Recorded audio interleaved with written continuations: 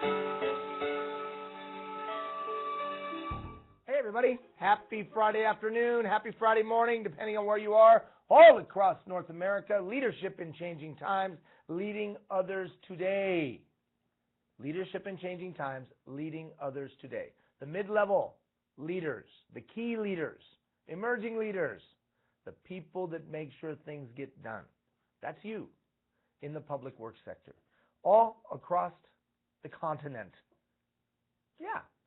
For some of you, it's 1 o'clock in the afternoon. For others of you, it's 10 o'clock in the morning. Isn't that crazy? All across. And still for some of you, it is the middle of the night, Lismore, Australia. Always got to throw them in.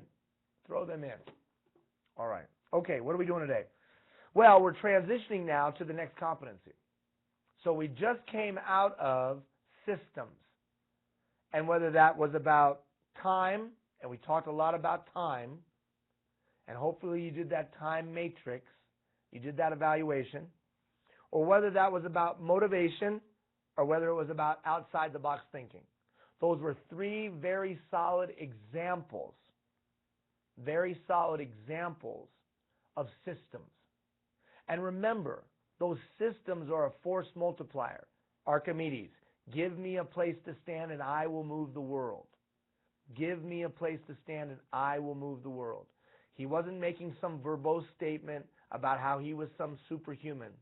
What he was saying is, with my fulcrum and my lever, with my system, I can move just about anything. Or I can move more than I'm capable of doing by myself. You as a mid-level leader, you've got to have effective systems. And whether they're personal leadership systems, time management and the like, or whether they're leading others, motivation and the like, systems, they're force multipliers. Okay, so with that as a backdrop, we now move into the next competency. That next competency, a catalyst for responsibility.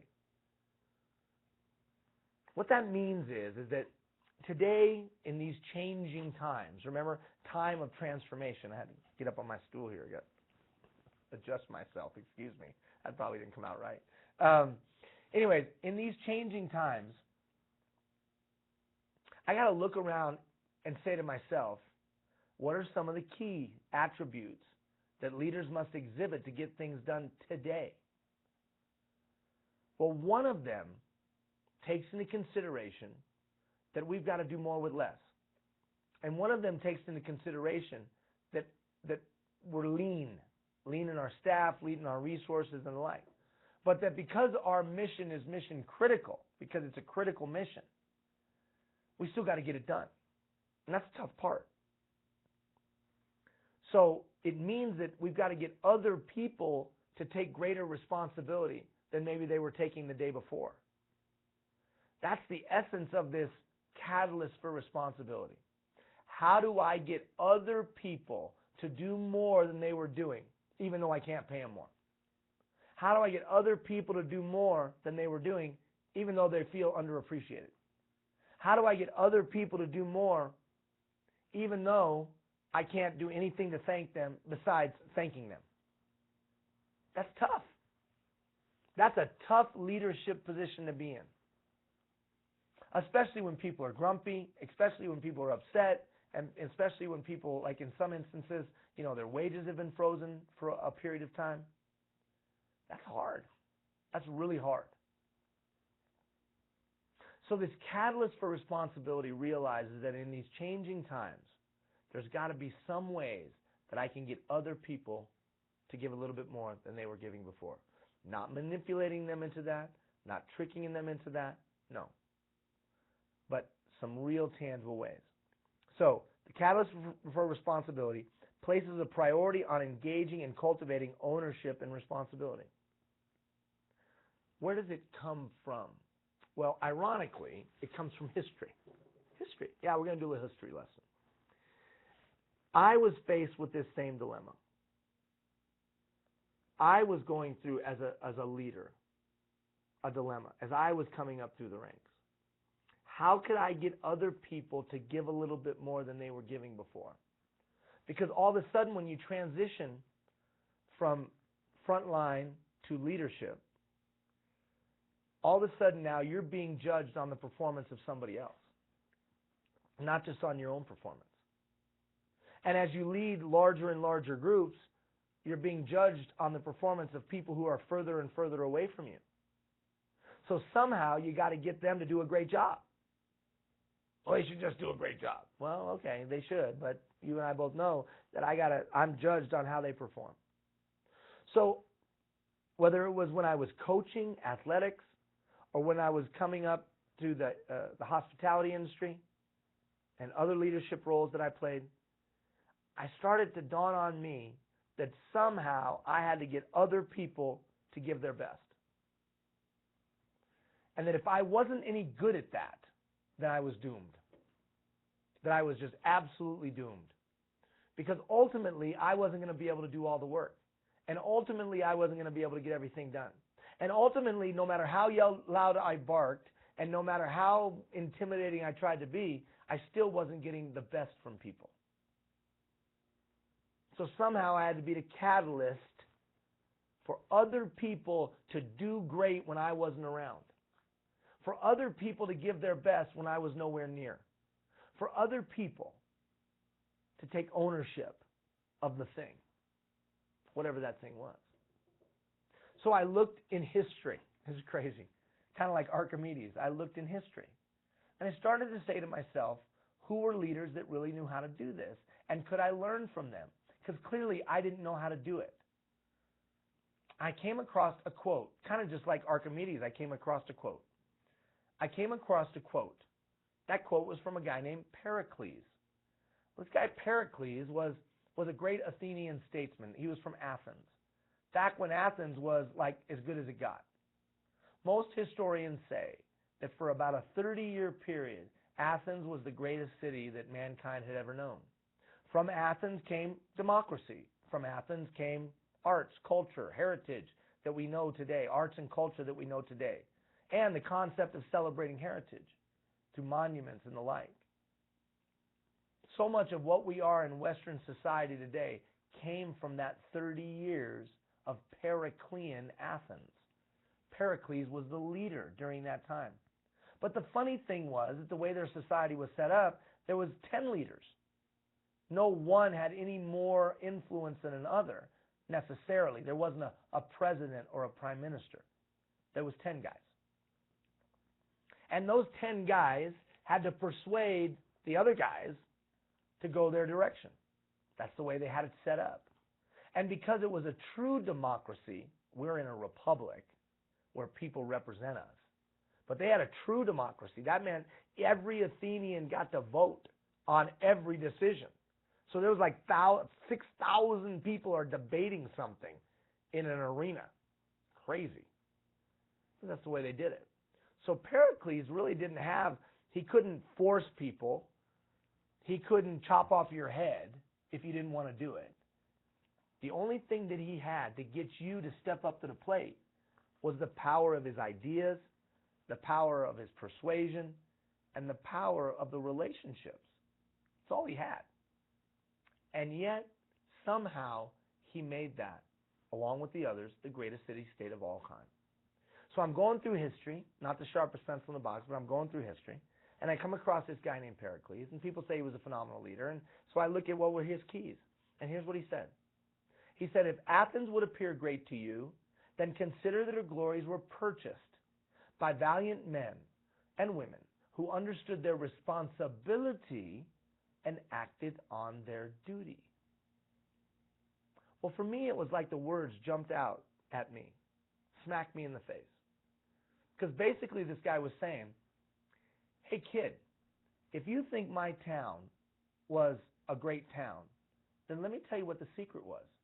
The secret was that everybody acted on their responsibility, understood their responsibility, and then acted on it. Everyone understood their responsibility, and then they acted on it. I started thinking about that, and I thought about teams that I had been on that were great teams, championship teams. Everybody understood their job, and everybody did it. Then I started thinking about great neighborhoods that I had lived in. Everybody knew their role in the neighborhood, and everybody pitched in. Then I started thinking about great cities that I had seen. Somehow, everybody took pride in their town, and everybody gave their best to the community. And then I started thinking about great organizations that I had been in. Come back, thank you. Great nonprofits that I had been in, or churches or the like. Everybody gave their best, and everybody did what needed to be done. Pericles was right. Pericles was right. Athens was great because her glories were purchased, there's a price to pay, by people who understood their responsibility and acted on their duty. So I said to myself, I've got to hone my ability to get people to see their responsibility and act on it. To see what they're supposed to do and own it. To recognize the opportunity or the challenge and do something about it. That if I could create that amongst people, then we were going to be successful. Especially if they would do that and I'm not around. Hence, catalyst for responsibility. The third competency that I think it's necessary in today's day and age. Now, what's funny about that is, if I can get people to do what they're supposed to do and me not be around, I can get a lot more done. If I can get them to give their best, regardless of the circumstances, we don't need as much. What do you mean as much? Well, we can get more done with less. But it's not intimidating them into that. It's not barking them into that. It's something completely different. So over the next 3 weeks, we're going to talk about 3 very tangible strategies, very tangible things that you can do to be a catalyst to get other people to take greater responsibility than they were the day before. So let's go through the self-survey really, really quick. I believe I have a responsibility to my employees, organization, and community. Ian, that's ridiculous. That's so simple. Really? Is it? Is it that simple in society today? Then how come there's so many dads that don't take responsibility for their kids? If this was so obvious. Can you imagine if every dad in the United States just woke up one day and said, I'm going to take responsibility for my kids. I'm going to make sure they're fed. I'm going to make sure they're clothed. I'm going to make sure they got money. I'm going to make sure that my kids are handled. I'm not going to worry about the whole big bad world, but I'll just handle my kids. What would that do for our society? Seriously. That'd be pretty amazing, wouldn't it, Jeff? You'd go, wow, social ills would get reduced, wasted money would go away, drugs, gangs, all of that would get reduced. If every dad just said, I'll handle my kids. So before you think that first one's trite, think through what a lack of responsibility does, costs, impacts. And then think about it within your own group. How much extra work do I have to do sometimes because someone else doesn't do their job? Right? And think about it from a supervisory standpoint. So before we walk past that one as just being so automatic and trite, it's a stumbling block. I believe that others are capable and have a right to make decisions that affect their situation. Now here's another funny thing.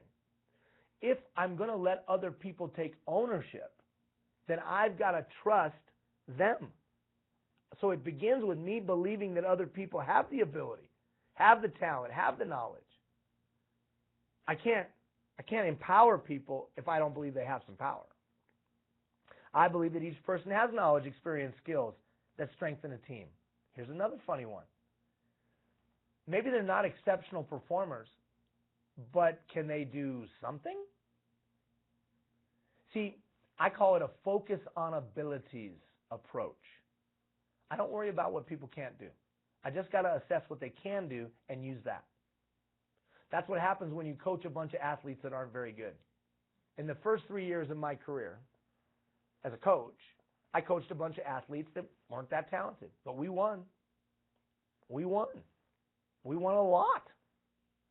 Not because they were the most talented, but because I think we took and saw what their talent was and then deployed it the best that we could.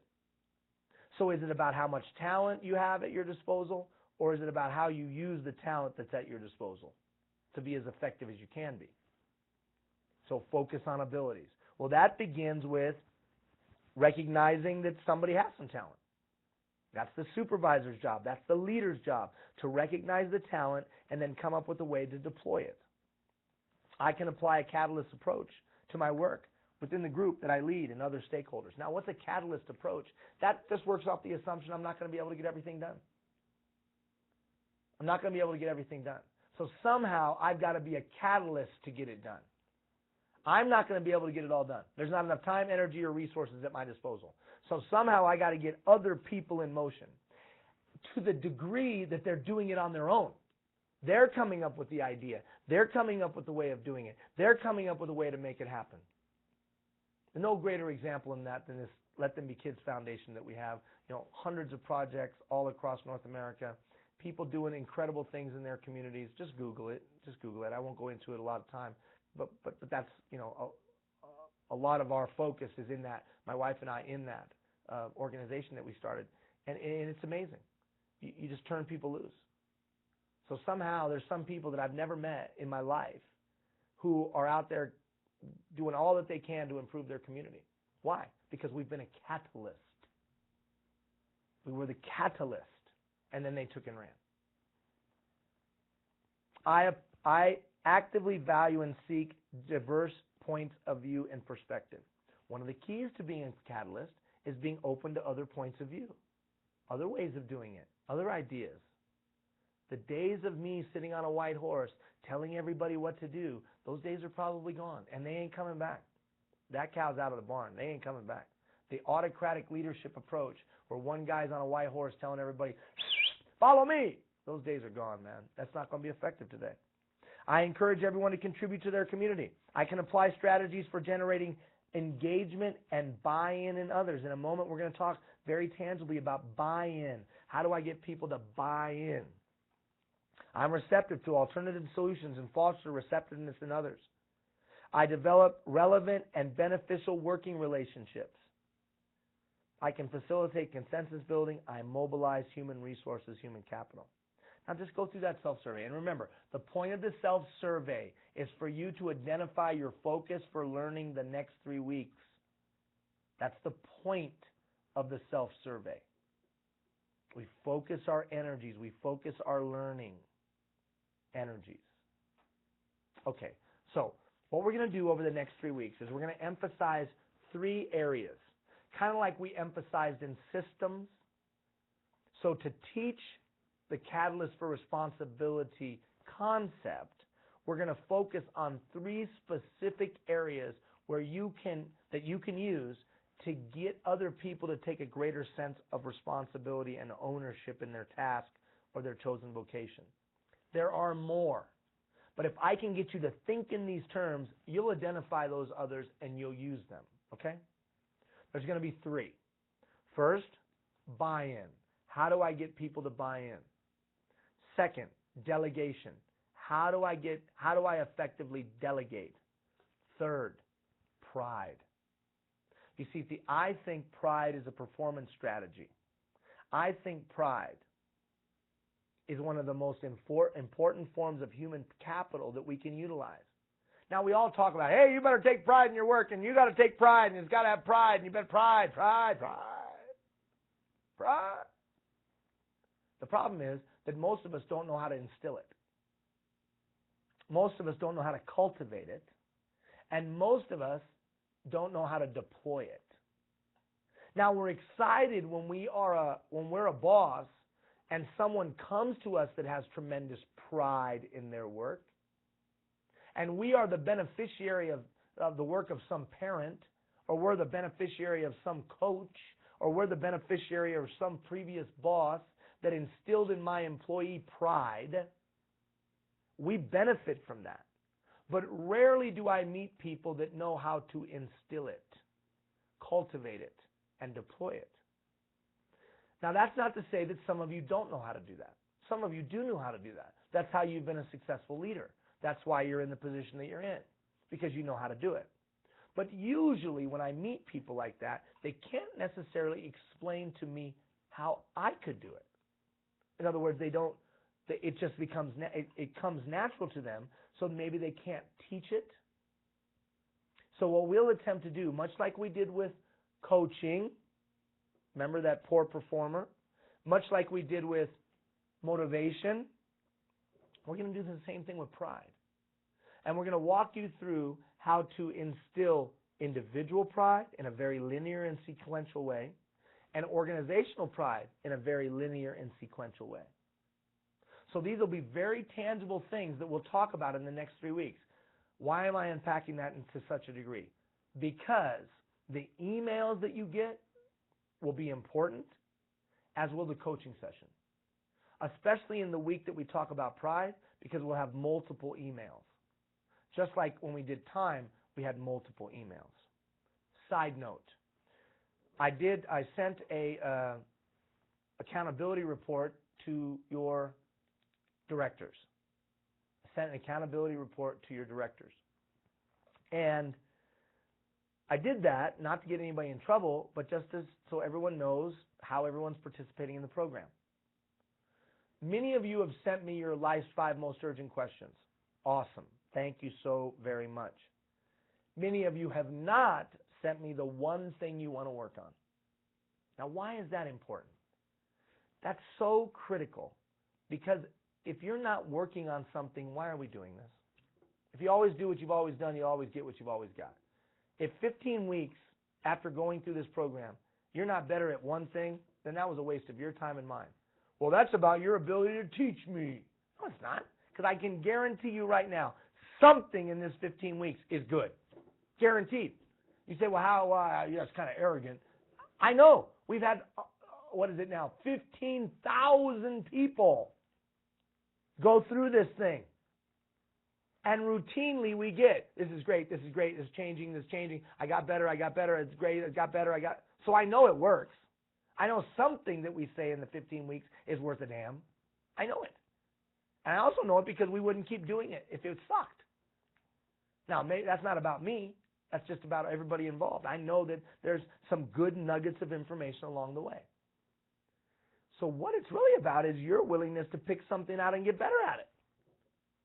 Now, some of you have said to me, I'm struggling with what my one thing should be. There's a couple I'd like to choose. That's an excuse. Just pick out something. Just pick something out. I'm struggling with which one it should be. Well, just pick one and then work on the other one in another couple weeks. As mid-level leaders, it's incumbent upon us to set the tone and role model. Set the tone and role model for others. I'm picking out one thing. I'm going to try to get better at it. I encourage you all to do the same. As opposed to, you guys need to pick out one thing and see what you can get better at. Well, what are you doing, boss? Do as I say and not as I do. Ha, ha, ha, ha, ha. No. And I want to congratulate High Point. Jeff, I want to congratulate High Point. Melody, I want to congratulate High Point because they're taking that serious. I want to congratulate the Greater Sudbury, city of Greater Sudbury, because they're taking that serious. So those two communities just stand out in my mind. I know there's others, but those two communities really stand out because I see people taking it serious, really sending me one thing that's real and tangible and meaningful, and we're going to get better at it. And then they copy me on the email of their accountability partner. They send it to me, but then they copy it to all their accountability partners. And I've been impressed with that. That's pretty good. And they're saying, I'm going to get better at this. And I even had a guy that said this, I know that I've been working on this for a while, but I'm going to give it another shot. And then he copied, I think, everybody that directly reports to him. And it had to do with listening, and it had to do with communication, had to do with that. And I was impressed with that, man. I was impressed that some guy's going to stand up and say, hey, I know I've screwed this up a number of times. I've said I was going to get better at it, and I haven't, but I'm going to plug in one more time. Here's my plan. Will all of you hold me accountable? Let's get this thing done. That's called leadership. That's called leadership. So, know this, that in a couple days, I'm going to send out a note asking you, hey, where's my one thing? Because I'm not doing this to waste my time. You're not doing this to waste your time. We've got communities to build. We've got infrastructure to maintain. We have a framework and a platform for a society that we design, we create, and we maintain. It's important work. So let's get a little better at it. But remember, you don't need to be sick to get better. You don't need to be sick to get better. All right, let me get off my high horse there. But know that that's coming out. I'm going to be poking at you saying, where's my one thing? Okay, catalyst for responsibility. My challenge, your challenge is that we got to get other people to step up. We got to get other people to buy in. So as I was an emerging leader, as I was coming up supervising people, first 10 and then 30 and then 100 and then 750 and then 1100, as I was going through that progression, I started to realize, man, I got to get everybody to buy into this. How am I going to get everybody to buy into this? How do I get people to get on board with where I want to go? Well, I started to learn that maybe what I should do is let them tell me where they want to go, and that'd be a lot easier journey. I started to do some research on what the keys to buy-in were. What were the real keys to buy-in? How do I get someone to give me their time, talent, and treasure, and their allegiance? Now listen very closely. People will come to work because they have mortgages to pay. There's no doubt about that. People will come to work because they have mortgages to pay. But how do I get the best of their time, talent, and treasure? How do I get that allegiance? How do I get their best? That was the dilemma. And frankly, it's probably a dilemma that you face as well. Probably a dilemma that you face as well. So I did a bunch of research. And I came across the work of a guy, a doctor, PhD, out of the University of Texas, Dr. Ludwig. And Dr. Ludwig did exploration on buy-in. How do you get people to give their all? And he came to a conclusion that said there was probably 3 key blocks to that foundation. And that without them, you weren't going to get buy-in. So obviously I was intrigued. I was interested. Here's what he said. Impact, relevance, quality. That without relevance, impact, and quality, people weren't going to buy in. Well, let's look at that now. And I would challenge you moving forward that whenever you roll out a new idea, whenever you roll out a new program, whenever you're going to change something, before you change it, you must ask yourself these buy-in questions. You must ask yourself, 1, will people find it to be relevant? Now, what does that mean? That it affects them, that they're connected to it in some way, relevant. People talk about society being apathetic. I don't necessarily think society's apathetic. I think society just doesn't find things to be relevant to them. How do you know that? Tell a neighborhood you're going to close their elementary school and bus their kids an hour in the dark, early in the morning and late at night. Well, parents will turn out. All of a sudden, it's relevant. I'm sure maybe some of you have been involved in a public meeting where you say you're going to bring a road through a neighborhood where a road didn't used to go, a big road. All of a sudden, it's relevant. People get up in arms when things affect them personally. Relevant. So I must ask myself, are people going to perceive this thing that we're doing to be relevant to them? If they don't, they're not going to pay attention. Or they'll come to the meeting, but they're going to sit like this. Yeah, yep, sure, got it, boss, yeah, And it went in one ear and out the other because it's not relevant. But as soon as you start talking about their benefits, as soon as you start talking about their pension, as soon as you start talking about their pay, they're right here because it's relevant. So is the thing you're about to do relevant? Second, is the thing that you're about to do going to be an impact? Positive or negative? What kind of an impact? Have you been able to show the positive impact of this thing? Or are they just going to perceive that it's just another thing of busy work that we're changing around here? Especially if I can show the positive impact, or if I can show the consequences of not doing it, and I can speak in real and profound terms, then people get on board. That Pericles that I mentioned earlier did an excellent job of clarifying relevance for the 250,000 citizens of Athens and the impact, good and bad, on the 250,000 citizens of Athens. And he talked in very glowing terms of what Athens could be. And then he talked in very clear terms of what would happen if everybody just didn't step up to the plate. And that's how they were able to survive, and not only survive, but thrive. What about you? Are you able to show people the impact of what you want to do? Now notice, this is proactive. Before I go talk to anybody, I ask these questions. It's not reactive. Wow, no one's buying in. What the hell do we do? It's proactive. You make this a part of your system. You ask these questions before you ever walk out of the office. Third, quality. Quality. I have to ask myself, will people perceive it to be of quality? Now, the funny thing about that is this. I'm not going to give my time, talent, or treasure or allegiance to something I think is crappy. I'm not going to give my time, talent, and treasure to something that I think sucks. Excuse my language. Again, I didn't say I wouldn't come to work. I'll come to work. But how do people relay to their friends, family, and others their workplace?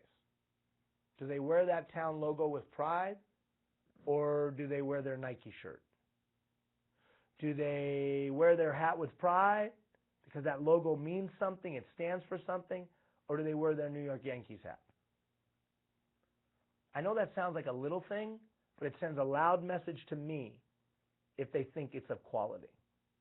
And if others believe it's of quality, I am absolutely not going to give my best to something I think is of poor quality. So how do I use this little buy-in tool? You ask yourself the question. You literally say, will people find it to be relevant, and why will they find it to be relevant? And how can I explain its relevance? Have what we've done in the past been of quality to the satisfaction of the people involved, the stakeholders involved? And how will I be able to show them that what we're about to do will be of quality as well?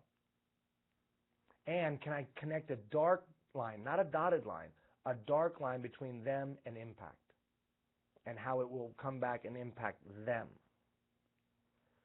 I think it's important for you and I to ask these questions before we begin anything. Say, Ian, are you having a problem with that seat today? I am, man. This thing hurts. It's because I got a soft behind.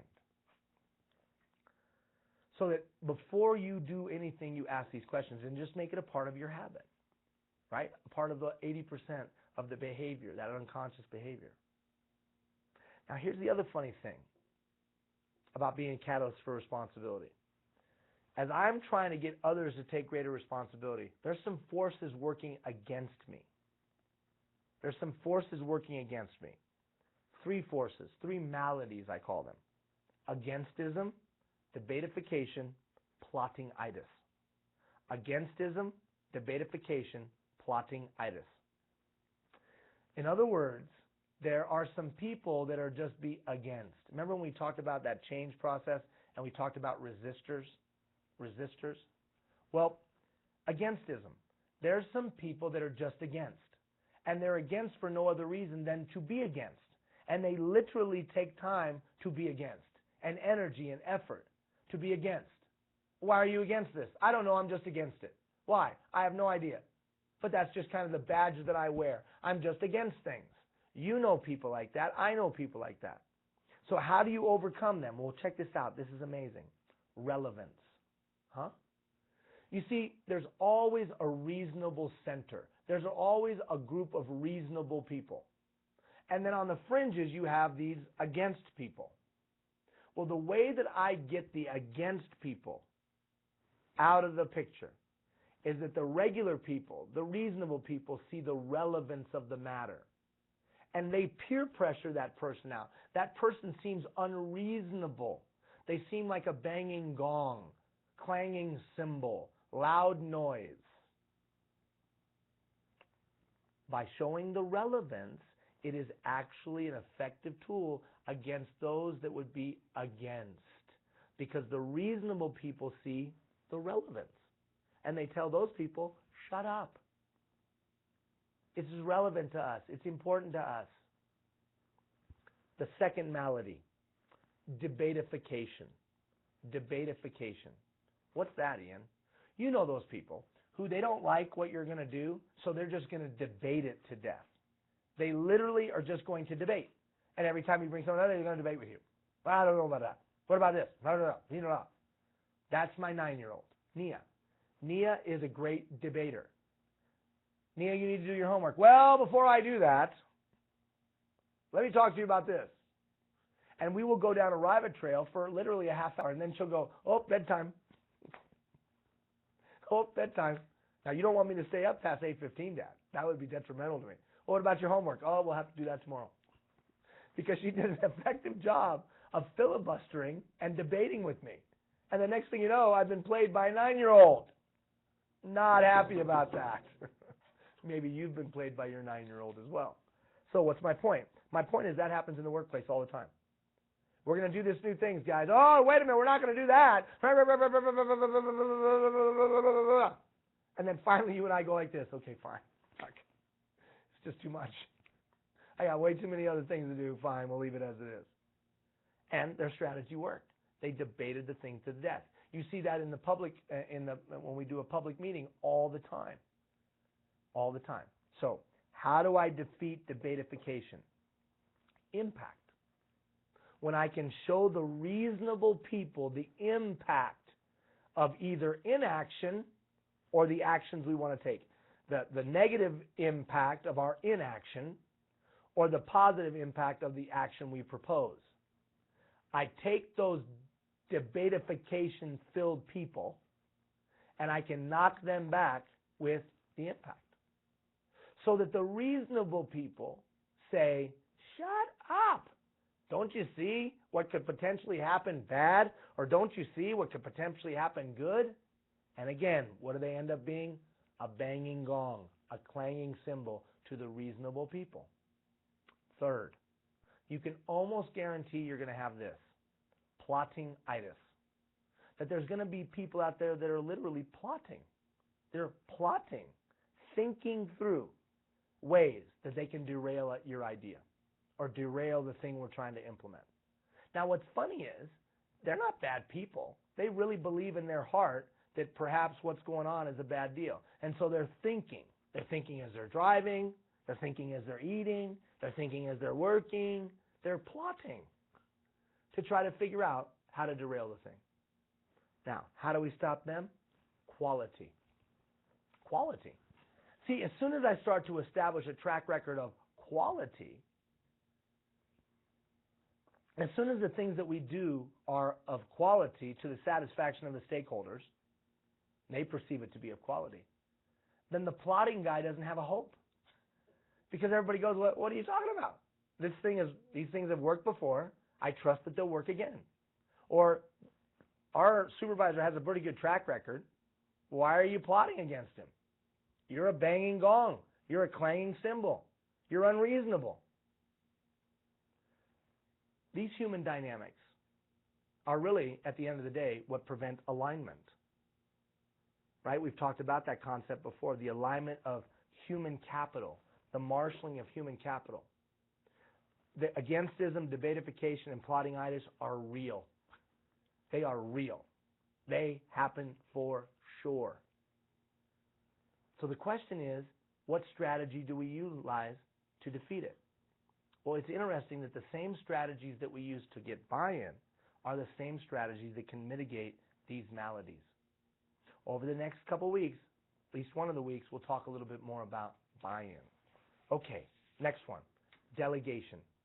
Now, we mentioned this before in Agent of Change, but it's so critical and it's so important that I'm bringing it up again, and we're going to bring it up again.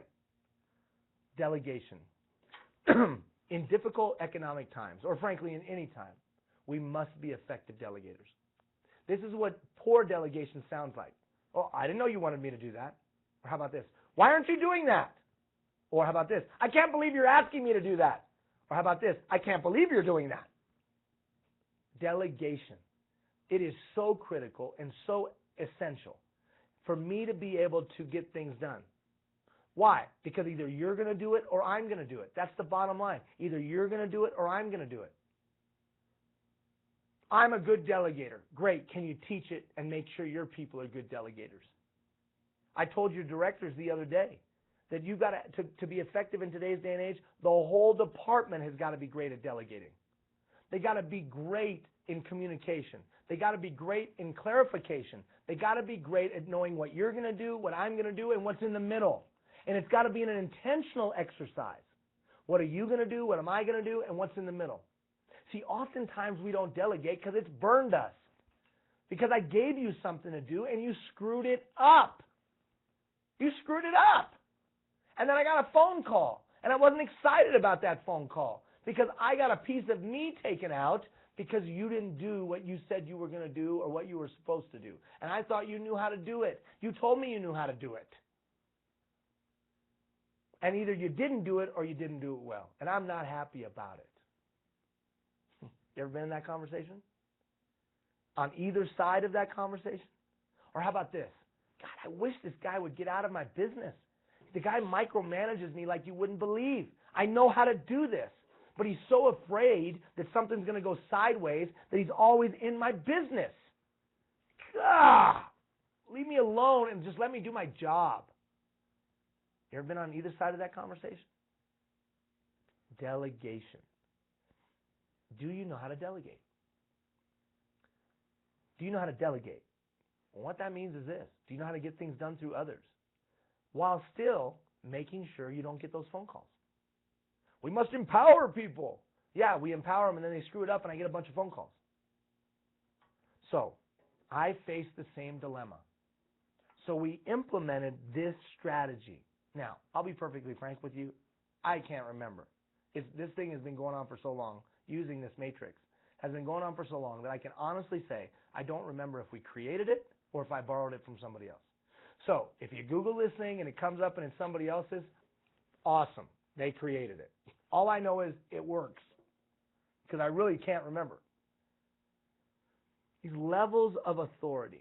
So I think delegation has to take into consideration what you're good at and what you're not so good at.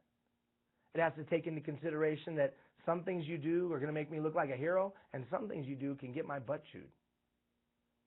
So how do I get you to do things but mitigate the risk of you doing them? Because not everything you're going to be great at. But there's not enough time and energy for me to get everything done. So I've got to have you do a lot while still managing that risk. Okay, so here's how it works. I want you to take everything that your direct report does, everything that they do, and I want you to put it on a chalkboard.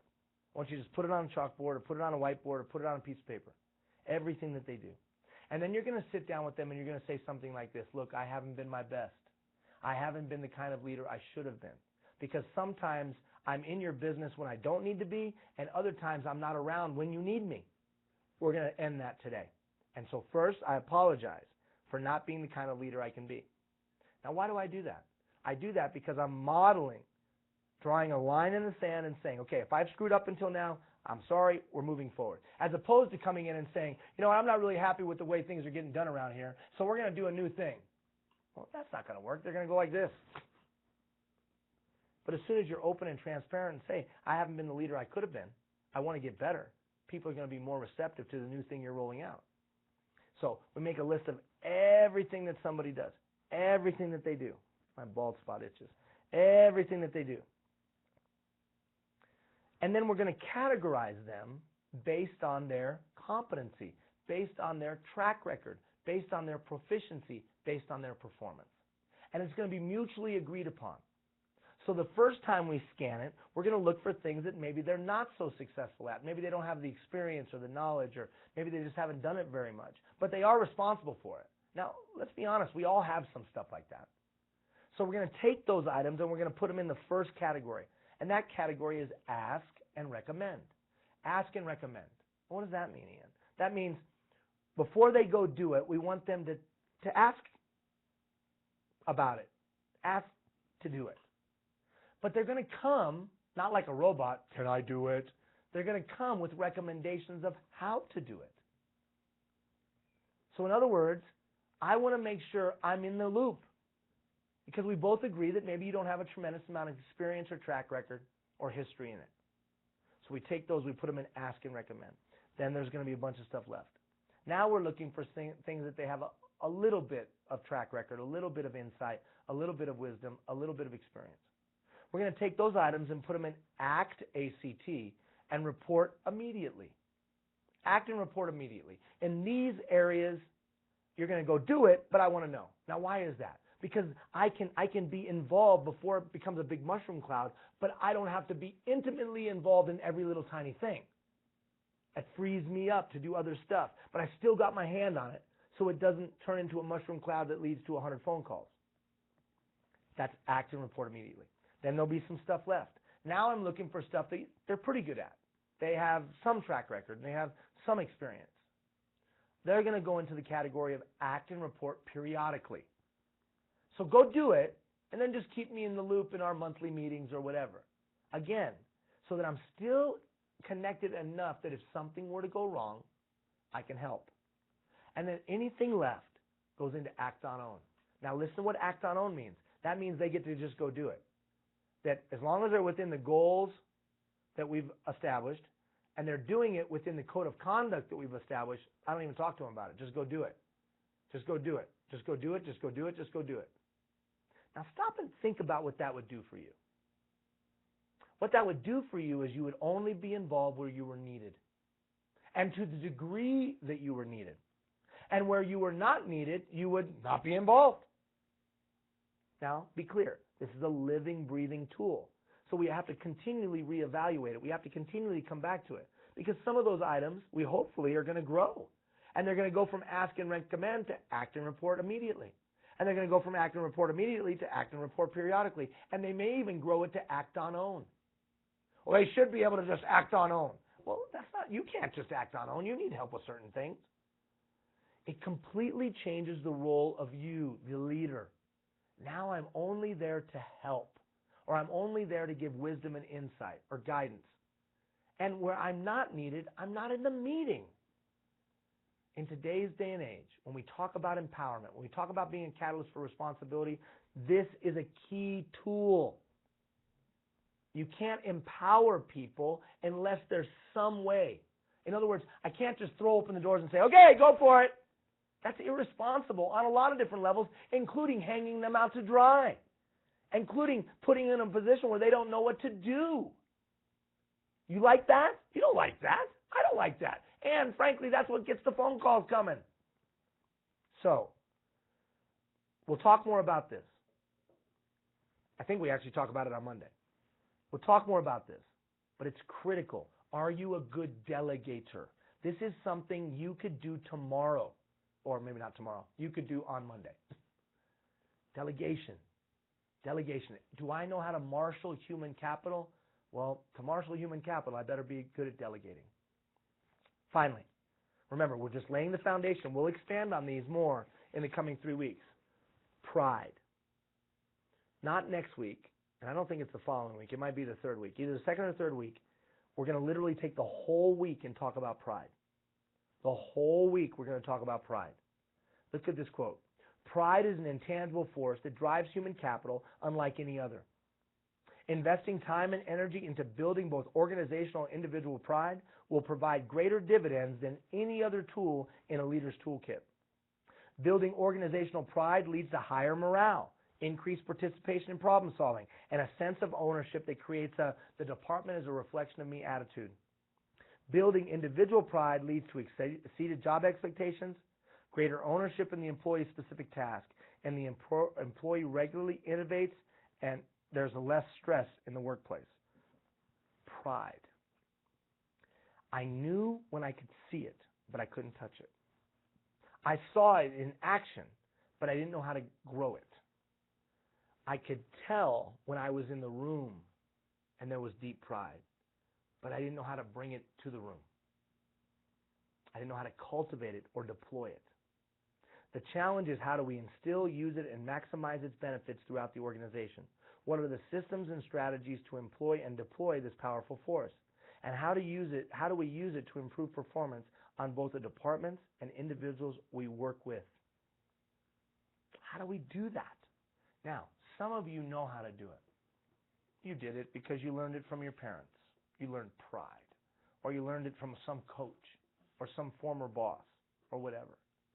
So the question isn't whether you have pride.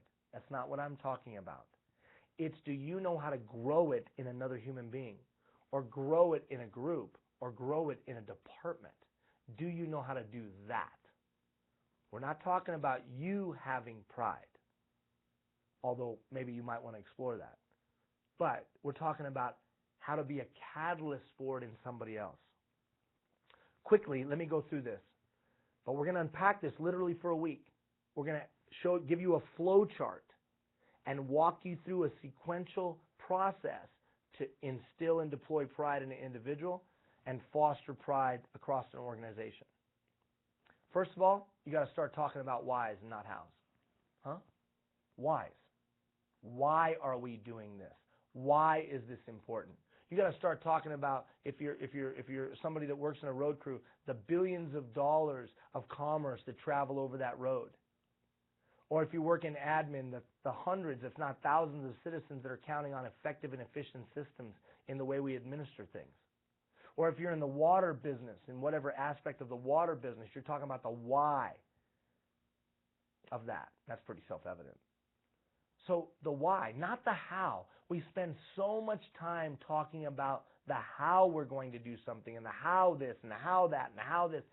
But the essence of what gets people to buy in, gets people to give their time, talent, and treasure, that gets people to take pride, is the why.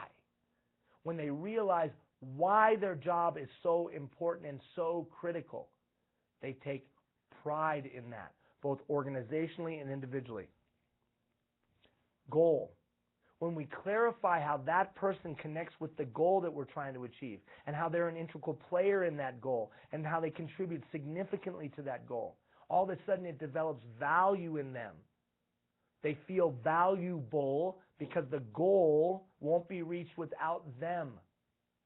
Clarifying for them how they connect to making that happen, and how they're a vital, integral part, as opposed to just another cog. You're just another cog. What you do doesn't make a hill of beans of difference. Extrapolate that out to its logical end, that's called apathy. Extrapolate that out to its logical end, it's this: I don't care. Hell, nobody cares about me. What I say and what I do doesn't make a difference. As soon as that mentality is in play, you're not going to get exceptional performance. Well, they should just take pride. Well, where would they have learned it? In the family. Really? 58% divorce. And that's not just been in the last few years. That's been for the last 20 years, 25 years, 30 years. That divorce rate's been creeping up, so where were they going to learn it? In their family unit? Well, they should learn it at school. Really? Really? Really? Really? All the other institutions that used to teach pride to our kids are fractionalized at best. And that just hasn't been in the last 5 years. Well, it's iPad's fault. It's not iPad. It's Dora the Explorer's fault. It's not her fault. It's society's fault. It's your fault. It's my fault. So the idea that they're going to understand it clearly is a joke. Clarify the individual team member's role. So not only the goal and its value, but how I connect to it. Establish what winning is. What does winning look like for us? Imagine if you went bowling. I took you bowling. Here in Northern Nevada, they have the National Bowling Stadium. I took you bowling at the National Bowling Stadium, where they hold all the big world championships. And I told you we were going to do this thing bowling, and you never bowled before in your life. And you look down there, and there's this wooden thing, and there was these two little things dug out that I called gutters. You're like, okay, whatever. And there's this wood. What do you want me to do? Well, I look down there. Do you see down there? And you look down there, and I had put a sheet in front of the pins. And I said to you, now, here's the game. It's going to be so much fun. You're going to roll this down the middle of this thing, and it's going to go under the sheet, and you're going to hear a noise. Oh, yeah. And so you took the ball, and you rolled it down, and it went under the sheet, and you heard a noise. How long would you play that game? Not long. Not long. But if I pulled the sheet back, and I handed you the ball, you'd roll it down, and it'd knock down 6 or 7 or 3 or 4. And when I handed you the ball again, what would you inherently do? I guarantee you try to knock down more ball or knock down more pins. I guarantee it. That's what we do in our workplace all the time. We don't clearly identify what winning is. So people just go through the motions. They just go through the motions. Well, today's another Wednesday, 2 more days to go. You know, that typical comment. Well, hump day, here we go, 2 more days to go. Or today's Friday. Yeah, okay, we'll grind it out next week. Until we establish what winning looks like. Here's what good looks like. Here's what excellence looks like. And when they hit good, we celebrate. And when they're below good, we coach. Just like we've talked about in the past. Then finally, recognizing and celebrating winning. So that when people hit that mark, that's why Employee of the Months are a joke. Employee of the Months are a joke. You can send me all the emails you want. They're a joke. Because that assumes that only one person did anything good in the last month. That's not going to foster pride. That's just going to make us all go, well, that's favoritism in play right there. Now, if you've been an Employee of the Month, I'm not indicating that somehow you don't deserve that. But all I'm saying is that there's a lot of people that met or exceeded the standard. Let's celebrate them all. Well, you can't do that, then everybody gets a trophy. That's not my point. I'm talking about not lowering the bar so everybody feels good. I'm talking about leaving the bar where it is, and anybody that gets over it gets celebrated. Pride. Not next week, but the following week. We're going to walk through pride. We'll take this basic stuff and literally break it down to actions that you can do that will lead to greater pride. Look, these concepts must boil back down to activity, like the time thing. Systems thinking, maximize the utilization of your time. Systems thinking, a system for motivation. Systems thinking, a way to come up with new ideas. Catalyst for responsibility, how do I delegate? Catalyst for responsibility, how do I instill and deploy pride? Catalyst for responsibility, how do I get buy-in? I'll tell you right there, those 6 things that I just described, if you know how to do those well and you can deploy those well, you'll be a great leader. Guaranteed. If I can instill pride and delegate, if I can come up with a great idea and have other people come up with great ideas, I'll be a damn good leader in these changing times. And here's the funny thing. We need you to be dang good leaders. Because you're important. Because you're important. Because you make a significant difference in people's lives. Because you touch every citizen from cradle to grave. No doubt. Okay. So, catalyst for responsibility. That's the next competency for the next 3 weeks. I appreciate all that you do. Thank you for your hard work and energy. Remember now, we're coming up on the hump of this thing, right? We're in the middle and we're starting to come this way of this whole journey. You got to pick out your one thing. There's still time. Next week, Wednesday or Thursday, I'm going to send out a little note that says, hey man, where's my one thing? Look, I'm not here to waste my time. You're not here to waste your time. We're professionals. You're a professional. I'm a professional. Let's get something done. Thousands of citizens across North America are counting on us to be a little bit better tomorrow than we were yesterday. You're important. Okay? Thank you for your hard work. We'll talk to you again we'll talk to you again on Monday, but then we'll see you again in a couple weeks. Take care, everybody.